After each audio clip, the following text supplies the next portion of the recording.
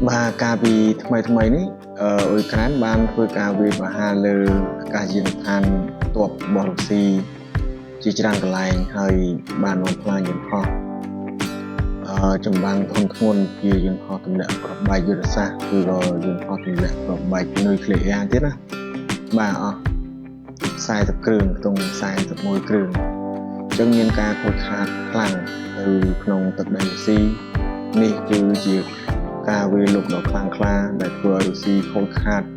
và nằm nông nông được dạo về dùng kiềm chỉ trang nam một mình ở dù thật ra đại với cái này ní cái hào là spider web ní cứ bởi nhom mưa tam lùm nôm bộ rán này đôi chỉ dù thật ra môi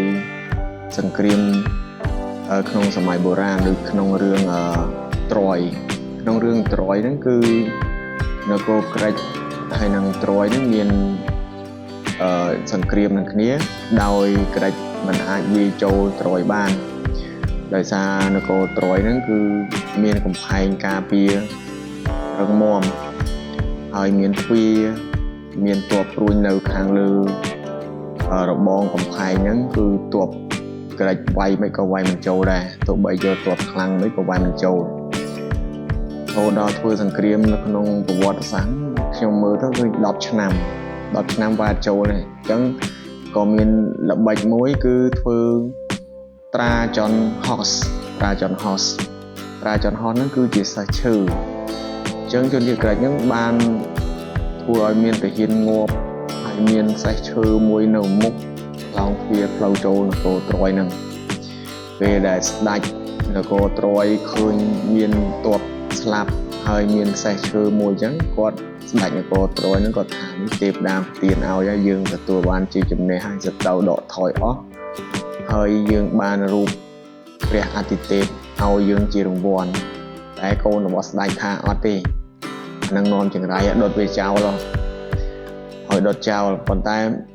ស្ដេចដែលជាឪពុកដែលជាព្រះបិតាហ្នឹងក៏នៅតែមានះហើយឲ្យពលទាហានយកត្រាចនហោសហ្នឹងចូលនគរពេលដែលត្រាចនហោសចូលនគរនេះ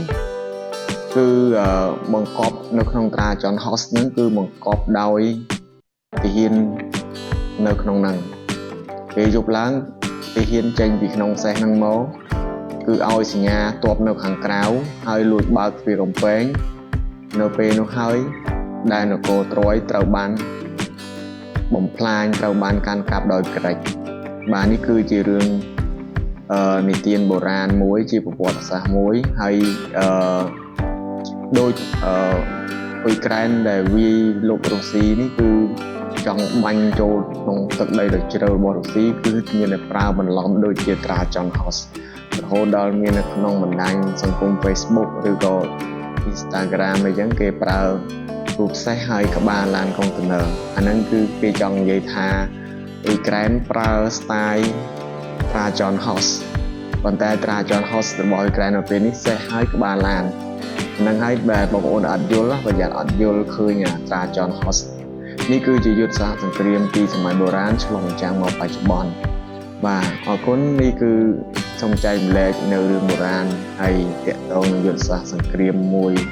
ដែលមានប្រសិទ្ធភាពខ្ពស់របស់អ៊ុយក្រែនដែលវាយលុកទៅលើសម្ភារៈអាវុធរបស់រុស្ស៊ីដែលអស់តម្លៃដូចជា$7,000 លានបាទមិនធម្មតាទេច្រើនណាស់អូខេអរគុណច្រើនសម្រាប់បងប្អូនទាំងអស់គ្នាដែលបានទស្សនាហើយខ្ញុំនឹងរកវីដេអូប្លែកៗដើម្បីមកចែកជូនបងប្អូនជាចំណេះដឹងនិងជាកម្សាន្តអរគុណ